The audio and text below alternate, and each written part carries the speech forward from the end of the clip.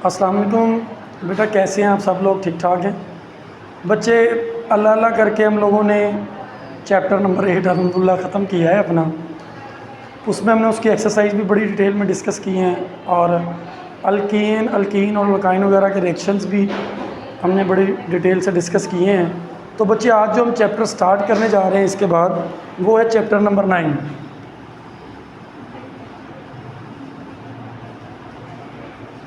बहुत important topic है बेटा। इसमें से लॉन्ग क्वेश्चन भी आता है और शॉर्ट क्वेश्चंस भी आते हैं, ऑब्जेक्टिव्स भी आती है। इस चैप्टर का नाम है बेटा एरोमेटिक हाइड्रोकार्बन्स।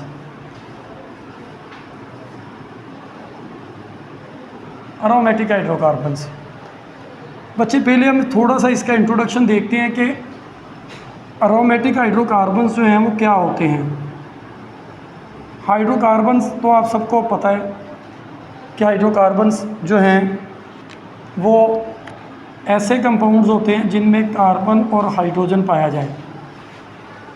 कार्बन और हाइड्रोजन पाया जाए। ये स्ट्रेट चेन में भी हो सकते हैं, ये रिंग फॉर्म में भी हो सकते हैं। तो यहाँ पर जो एरोमेटिक हाइड्रोकार्बन्स जिसकी हम बात कर रहे हैं,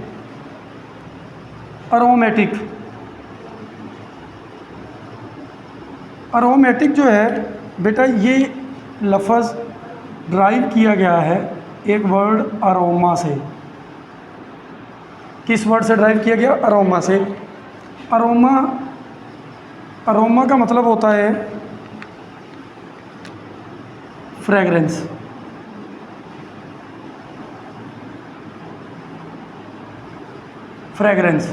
और फ्रेगरेंस कहते हैं खुशबू को। आप लोगों ने अक्सर कभी अपने चाय की पत्ती वाले डब्बे देखे हों, लिप्टन वगैरह के, तो बच्चे उनके पीछे लिखा होता है ग्रेट अरोमा, कि एक अच्छी खुशबू है इनके अंदर। तो होता ये है कि ये ऐसे कंपाउंड्स हैं जिनकी एक खुशबू, अब ये ज़रूरी नहीं कि जो परफ्यूम हम यूज़ करते हैं इसी तरह की खुशबू हो, थोड़ी पंजेंट स्मेल भी हो सकती है। तो लिहाजा जब भी इनको किसी रूम के अंदर या लैब के अंदर इन्हें ओपन किया जाता है कंपाउंड्स को, तो ये उसके अंदर पूरे रूम के लैब के अंदर एक स्मेल जो है उसको ये स्प्रेड हो जाती है, जिसको बच्चे हम लोग जो है वो एरोमेटिक कंपाउंड्स उनको कहा जाता है अरोमा की वजह से। वैसे यहाँ पर जो आपकी बुक में डेफिनेशन दी गई है, पहले ज़रा उसको डिस्कस कर लेते हैं।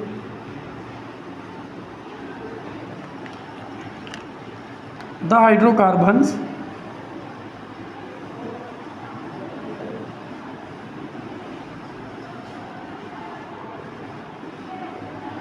which contain at least one benzene ring। ऐसे हाइड्रोकार्बन्स जिनमें कम से कम एक बेंजीन रिंग जो है ये मौजूद हो। बेंजीन रिंग के ऊपर भी आते हैं।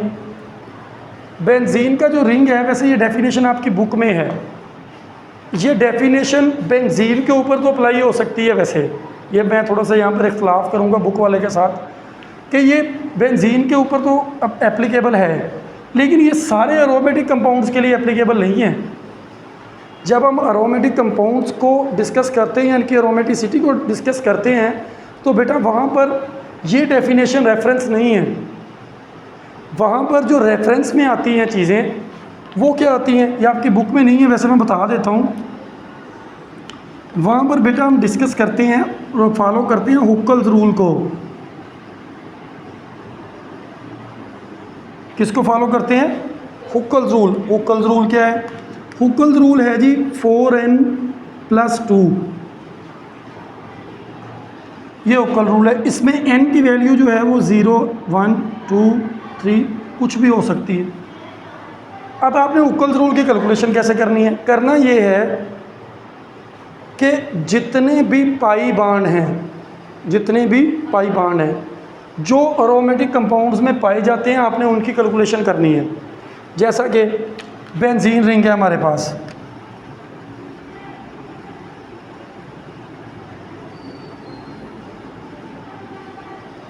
ये मैंने बेंजीन का एक रिंग बनाया है। इसके अंदर ये जो कार्नर है ना बेटा, ये सारे कार्बन हैं।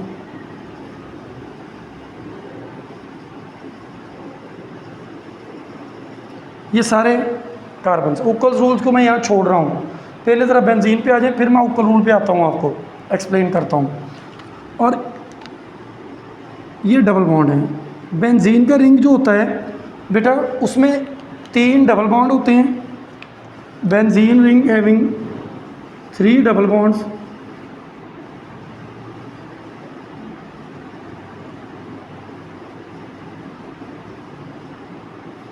3 सिंगल बॉन्ड्स।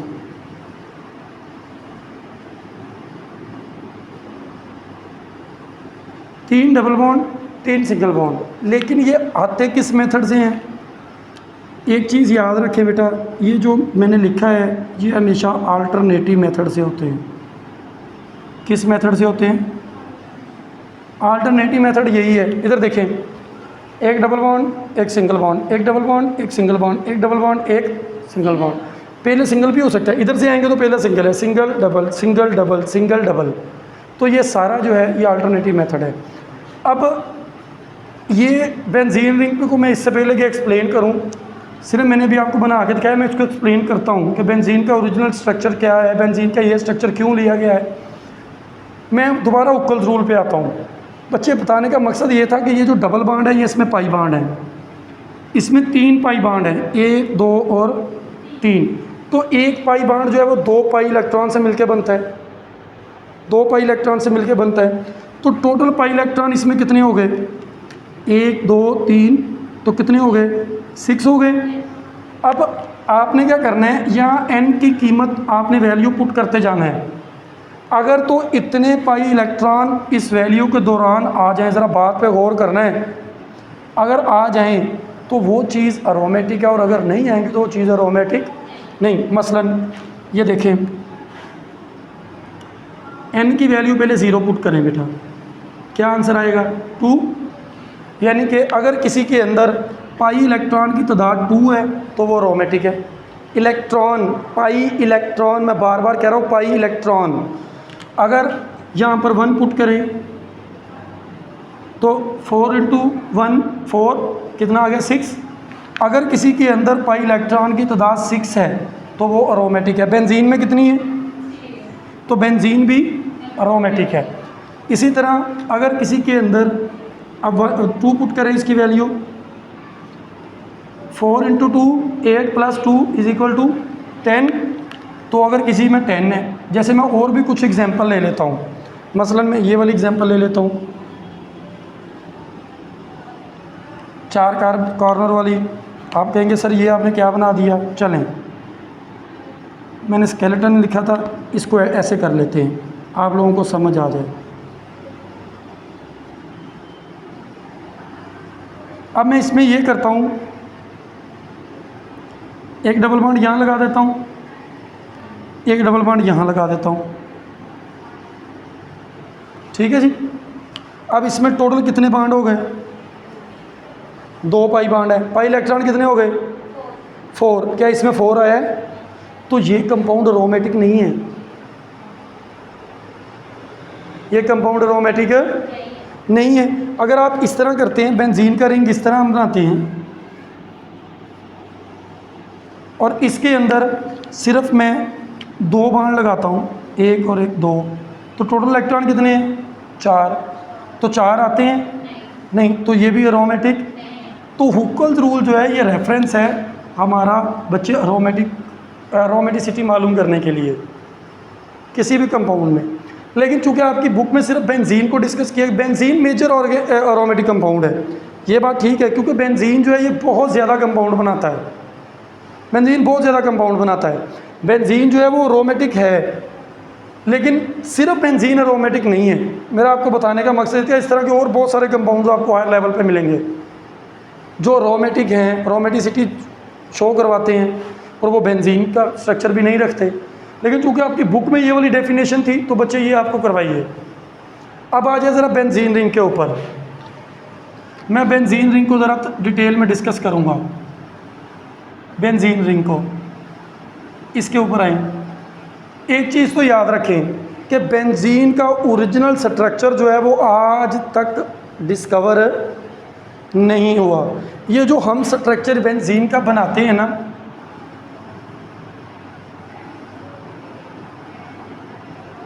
ये स्ट्रक्चर जो हम बनाते हैं बेंजीन का,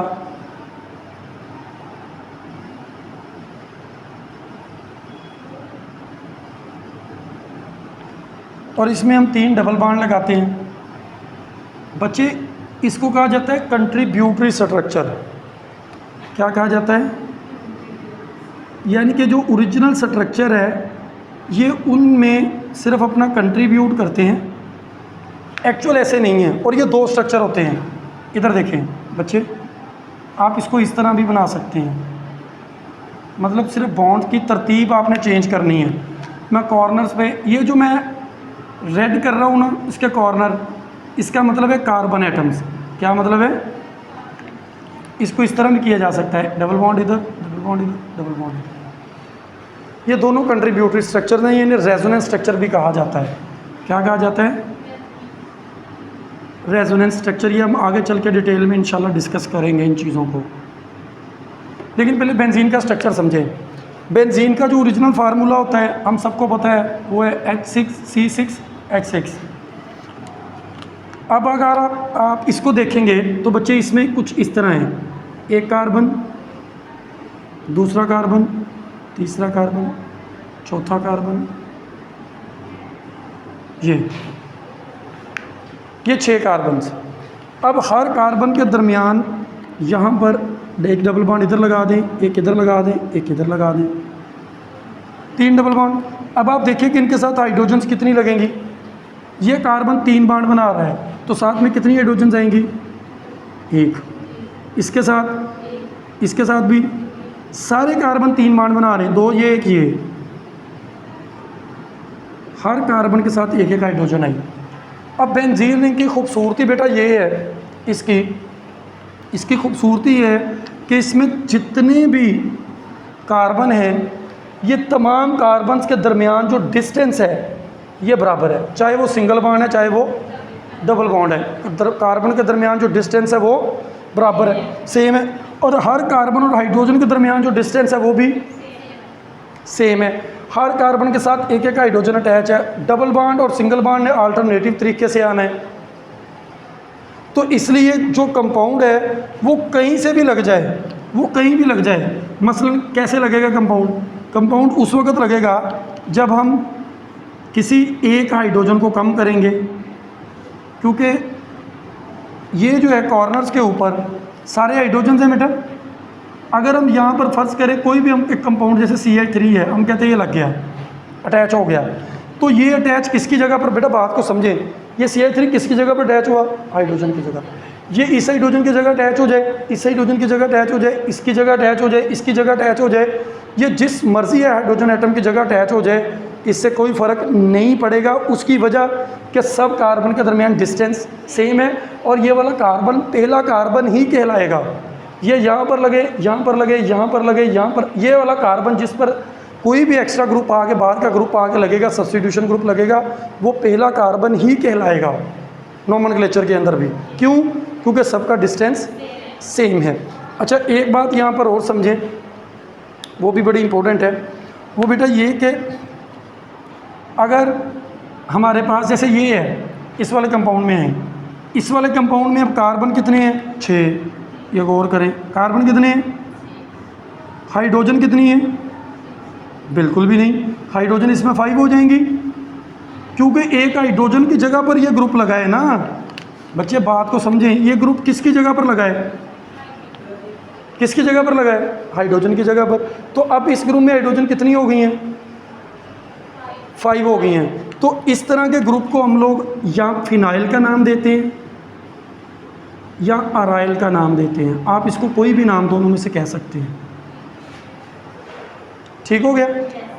ऐसा जिसमें एक हाइड्रोजन कम हो, जैसे हमने, आपको याद हो तो मिथाइल ग्रुप बनाए थे, अल्काइल ग्रुप जितने भी थे, मीथेन से मिथाइल, इथेन से इथाइल। यहाँ तक बात क्लियर है? तो बेटा ये कुछ मैंने इंट्रोडक्शन आपको तफसील से समझाया कि एरोमेटिक कंपाउंड्स क्या होते हैं और बेंजीन बेसिकली क्या है। अब इसके बारे में हम डिटेल से पढ़ेंगे। चले बेटा, अल्लाह हाफिज़।